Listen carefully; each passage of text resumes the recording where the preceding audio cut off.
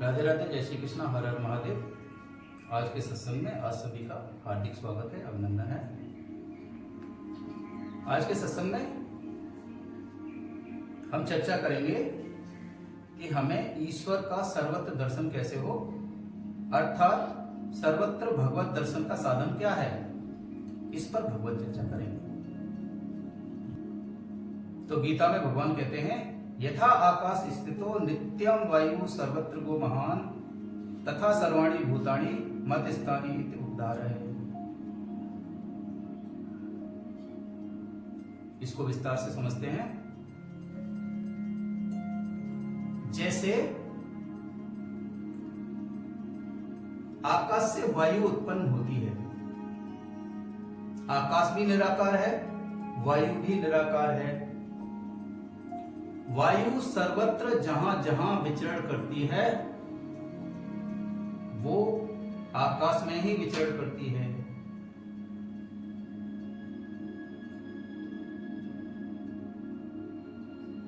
वायु तत्व आकाश से उत्पन्न हुआ है,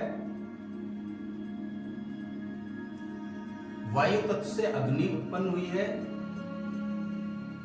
अग्नि तत्व से जल उत्पन्न हुआ है और जल तत्व से पृथ्वी उत्पन्न हुई है।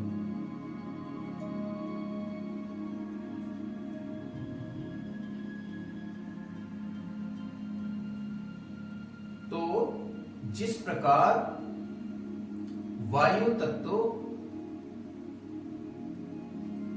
निराकार विस्तृत आकाश में भ्रमण करता है, अर्थात आकाश में ही स्थित रहती है, उसी में विचरण करती है, उसी में विलीन रहती है, उसी प्रकार, ठीक उसी प्रकार परमात्म तत्व से उत्पन्न सारे जीव जंतु परमात्म तत्व में ही विचरण करते हैं।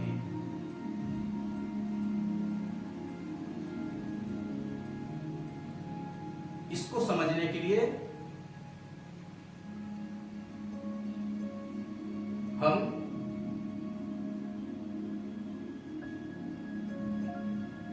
आकाश और बादल का उदाहरण ले सकते हैं। जैसे आकाश में बादल रहते हैं।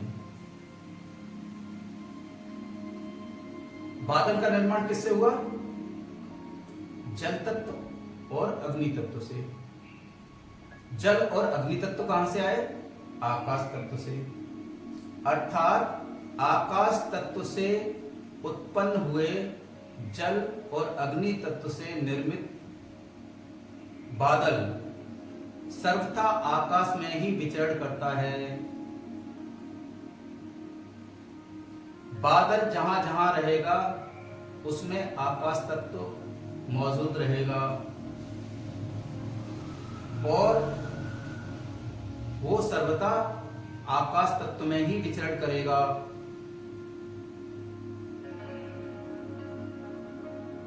जब बादल नहीं रहेगा, विघटित होकर फिर से जल बन जाएगा, तो भी आकाश तत्व रहेगा ही रहेगा।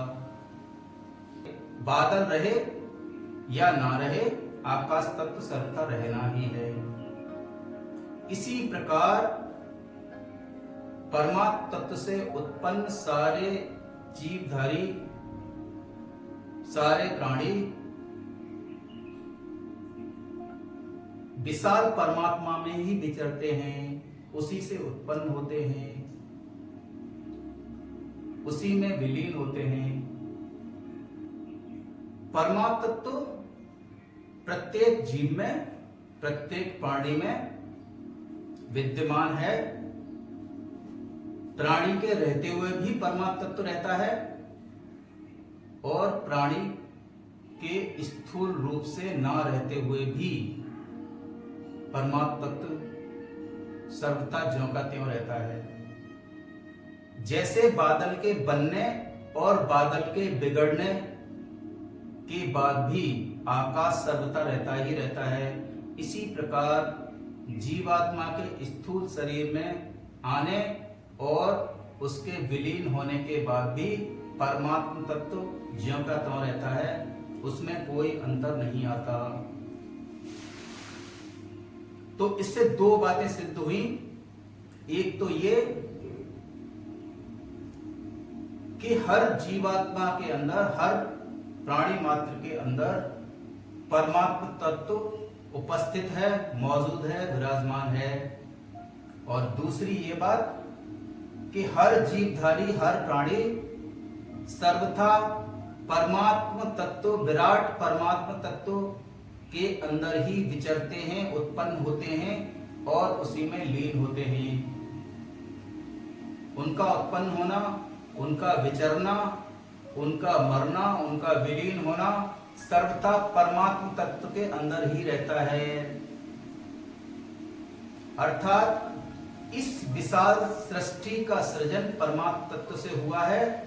ये सारी सृष्टि परमात्म तत्व के अंदर स्थित है और क्योंकि परमात्म तत्व से ही सृष्टि की हर वस्तु का सृजन हुआ है, इसलिए सृष्टि की हर वस्तु में, हर जीवधारी में परमात्म तत्व सदैव स्थित हैं, सदैव रहते हैं। सृष्टि के रहने से पहले भी परमात्म तत्व है, सृष्टि के रहते हुए भी उसमें परमात्म तत्व है और सृष्टि ना रहते हुए भी परमात्म तत्व आकाश की तरह सर्वथा रहेगा। जैसे बादल बिगड़ने से आकाश खत्म नहीं हुआ, ऐसे ही सृष्टि के सभी जीवधारी, सारे तत्वों के विलीन होने के बाद, सृष्टि की समाप्ति के बाद ईश्वर तत्व, परमात्म तत्व रहेगा ही रहेगा। जैसे बादलों में आकाश भरपूर है, उसी प्रकार संसार और उसके प्राणियों में परमात्मा तत्व भरपूर है। समस्त प्राणियों में परमात्मा स्थित है और सभी प्राणी परमात्मा में स्थित हैं। यही बात पक्की करनी है, यही ज्ञान पक्का करना है। सार बात क्या हुई कि बादल आकाश से उत्पन्न होकर आकाश में विचरण करते हैं और मिटकर आकाश में विलीन हो जाते हैं। तो जब तक सृष्टि है तब तक परमात्मा में सृष्टि है और सृष्टि में परमात्मा है। जब सृष्टि नहीं रहती तब न परमात्मा में सृष्टि रहती है, न सृष्टि में परमात्मा रहते हैं। तात्पर्य है कि संपूर्ण संसार परमात्मा से ही पैदा हुआ है, परमात्मा में ही रहता है और परमात्मा में लीन हो जाता है। अतः सृष्टि है तो भी परमात्मा है, सृष्टि नहीं है तो भी परमात्मा है। परमात्मा के सिवाय सृष्टि की कोई स्वतंत्र सत्ता नहीं है। जिस तरह से बादल की कोई स्वतंत्र सत्ता नहीं है, इसी तरह से सृष्टि की कोई स्वतंत्र सत्ता नहीं है। वो सदैव परमात्मा में ही टिकी हुई है, जैसे बादल आकाश में टिके हुए हैं। भागवत पुराण में आता है, यावत् सर्वेषु भूतेषु मद्भावो नोपजायते ताव देवम उपासीत वाग्मना कार्यवृत्ति भी। अर्थात जब तक सब रूपों में परमात्मा ना दिखे तब तक मन, वाणी और शरीर से परमात्मा की उपासना करें। मन, वाणी और शरीर से परमात्मा की उपासना कैसे करें? मेरे मन से किसी का गलत चिंतन ना हो, मैं मन में भी किसी का बुरा करने का चिंतन ना करूं, किसी के लिए बुरा ना सोचूं। वाणी से कभी मैं कटु वचन ना बोलूं और शरीर से ऐसा आचरण, ऐसा व्यवहार ना करूं कि किसी दूसरे को उससे कष्ट हो, तकलीफ हो, दुख हो। कभी भूल हो जाए, वाणी से कभी किसी को कड़वा बोल दें तो क्षमा प्रार्थना कर लें कि हे भाई, मेरे से गलती से मैंने ऐसा कटु वचन बोल दिया, मुझे क्षमा कर दें। इस प्रकार उपासना करते करते, बर्ताव करते करते वासुदेव सर्वम का अनुभव होने लगेगा। मन से, वाणी से, शरीर से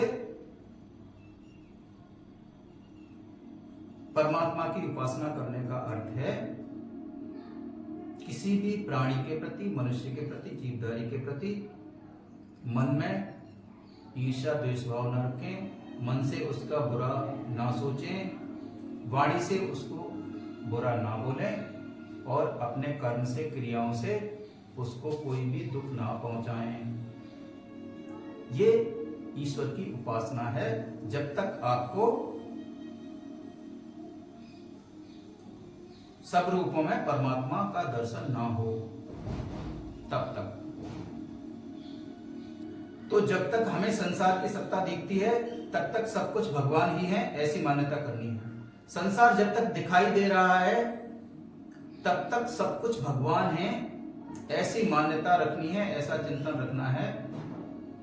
फिर इस मान्यता को भी छोड़कर चुप चिंतन रहित हो जाना चाहिए। संसार क्या है? संसार कूड़ा है। इस कूड़े की सफाई कैसे करनी है हमें? सब कुछ भगवान है, ऐसा चिंतन रखकर।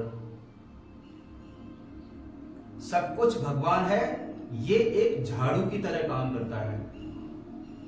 जैसे जब तक घर में कूड़ा रहता है, कचरा रहता है, तब तक हम झाड़ू से सफाई करते हैं। सफाई हो जाती है तो हम झाड़ू को फेंक देते हैं। इसी प्रकार सब कुछ भगवान है, ये तब तक मान्यता रखनी है जब तक हमें संसार दिखता है। जब संसार दिखना बंद हो जाए, हमारी तत्व दृष्टि हो जाए, संसार में भगवत तत्व नजर आने लगे, तो फिर हमें ये मान्यता भी छोड़ देनी चाहिए। जब संसार की सत्ता ही नहीं रही तो फिर भगवान, सब कुछ भगवान ही है। जब संसार की सत्ता खत्म हो गई तो सब कुछ भगवान ही है। जब तक संसार दिख रहा है तब तक ये मानना है कि सब कुछ भगवान ही है। जब संसार नहीं दिख रहा तो इस मान्यता का भी क्या लाभ? फिर तो आपको तत्व दृष्टि से सब तत्वों में, सब वस्तुओं में, सब व्यक्तियों में भगवान का दर्शन होने लगेगा। भागवत पुराण में वासुदेव सर्वम का साधन बताया गया है। विसृज्य स्मय मानन स्वान दशम वीणा च देहकीम तरणमेद दंडवत भूमावाश्च चांडाल गोखरम। अपनी देह भाव मिटाने का, दोष दृष्टि हटाने का, अहम को गलाने का सबसे अच्छा साधन है ये। क्या? कि संसार में जितने भी जीवधारी हैं उनमें भगवान स्थित है, या वो भगवान के हैं, या वो भगवान में स्थित रहते हैं, या वे ही भगवान हैं। इनमें से कोई एक मान्यता पक्की करके उनको दंडवत प्रणाम करना चाहिए।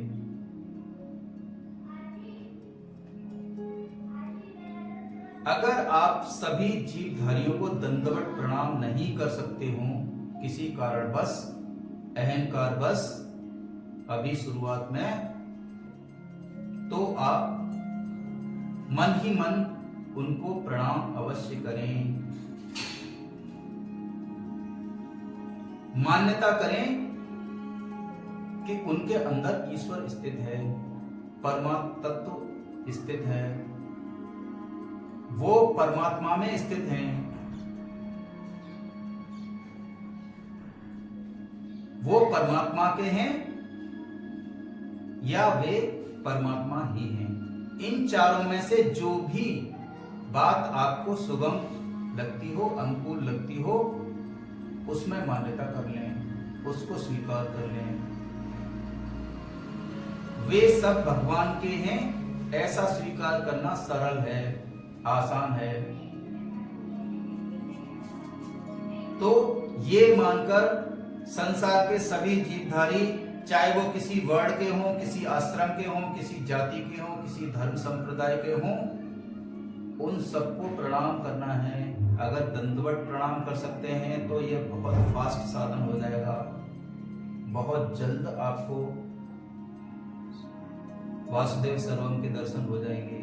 किंतु अगर आपके अहम भाव के कारण, लोक लाज के कारण और किसी अन्य कारण से आप उनको अष्टांग दंडवत प्रणाम नहीं कर सकते हो तो मन से उनको अवश्य प्रणाम करें।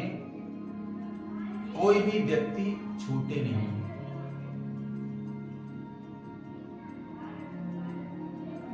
ऐसा करने से क्या होगा? आपकी चित्त से ईर्ष्या, दोष दृष्टि, तिरस्कार आदि दोष अहंकार सहित सर्वथा दूर हो जाएंगे। आप दोष रहित हो जाएंगे।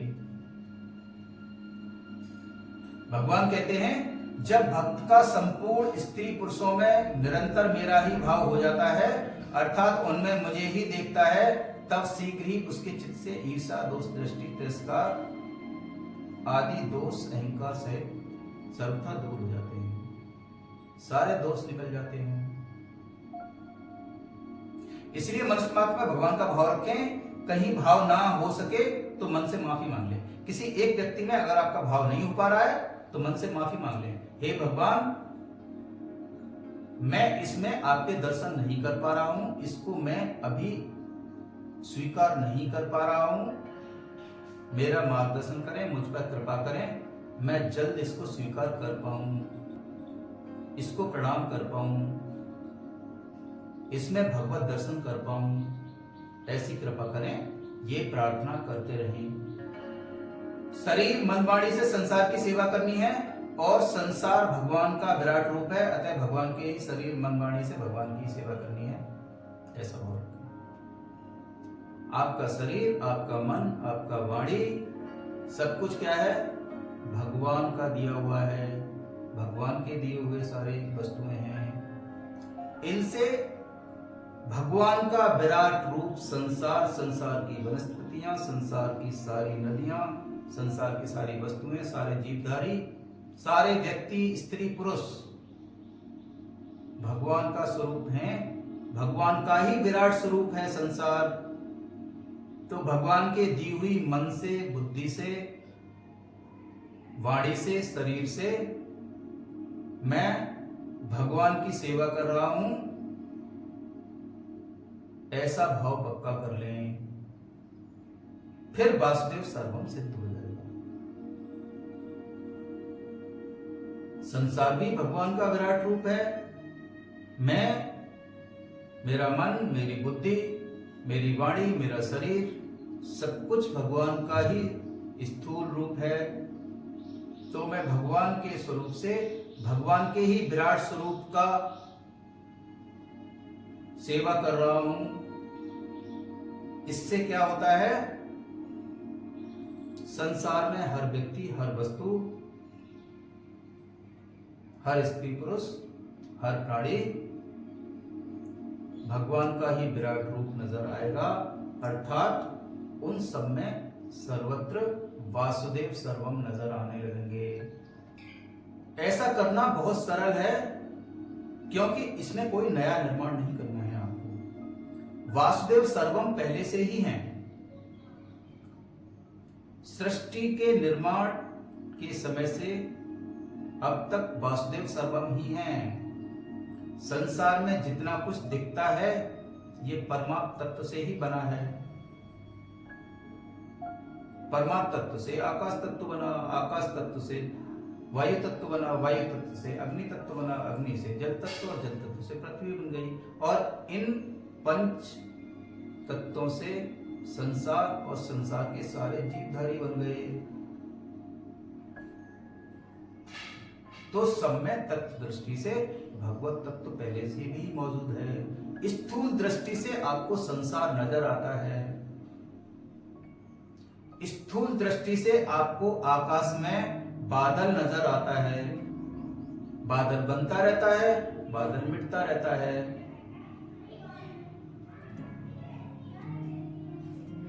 अग्नि और जल मिलकर भाप बना देते हैं, बादल बन जाता है।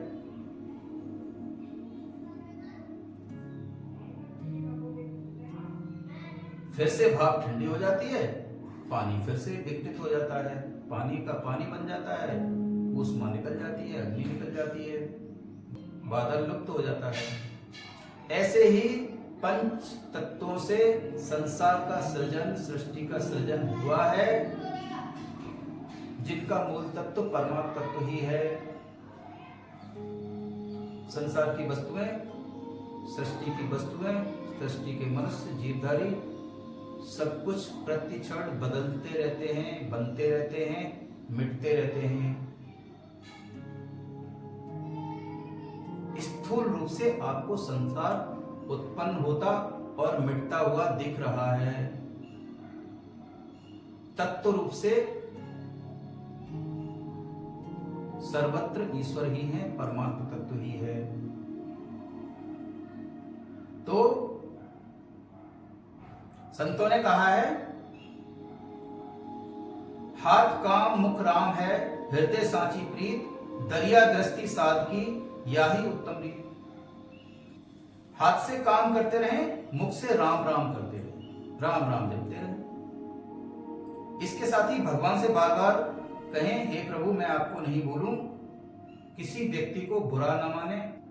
किसी को बुरा मान लिया है तो उसको मन ही मन प्रणाम कर लें और क्षमा मांग लें, दोष दृष्टि ना रखें। ईश्वर से प्रार्थना करें, हे ईश्वर मैं आपको कभी भूलूं नहीं, आपका स्मरण, आपकी स्मृति हमेशा बनी रहे। कभी मैं आपको भूल जाऊं तो आप मुझे अपना स्मरण याद दिलाते रहना। बैठे बैठे कभी अचानक ईश्वर की याद आ जाए तो ईश्वर को धन्यवाद कहिए कि हे प्रभु मैं आपको भूल गया था, आपकी बहुत कृपा हुई, जो आपने मुझे याद किया, मुझे आपकी स्मृति आ गई, स्मरण आ गया। ऐसा भगवान का आश्रय लेने पर आपको वासुदेव सर्वम का साधन सुगम हो जाएगा। ये जो साधन है वासुदेव सर्वम, सब कुछ वासुदेव ही हैं, भगवान ही हैं, ईश्वर ही हैं। ये जो साधन है ये भगवान का आश्रय लेने से सरल हो जाएगा, सुगम हो जाएगा और आपको सर्वत्र ईश्वर के दर्शन होने लगेंगे, सर्वत्र भगवत दर्शन होने लगेंगे, ऐसा मेरा विश्वास है। तो आज का सत्संग आपने धैर्यपूर्वक सुना, इसके लिए आपको बहुत बहुत साधुवाद। आज के सत्संग को अपने मित्रों परिचित तक पहुंचाने में हमारा सहयोग करें। यदि आपका कोई प्रश्न हो तो दी हुई कॉन्टेक्ट डिटेल पर संपर्क कर सकते हैं। आप यही सत्संग सुनते रहें, अपना जीवन भगवत आनंदमय और मंगलमय बनाते रहें। आपके उत्तम जीवन की मैं प्रार्थना करता हूं। आप सभी को राधे राधे, जय श्री कृष्णा, हर हर महादेव।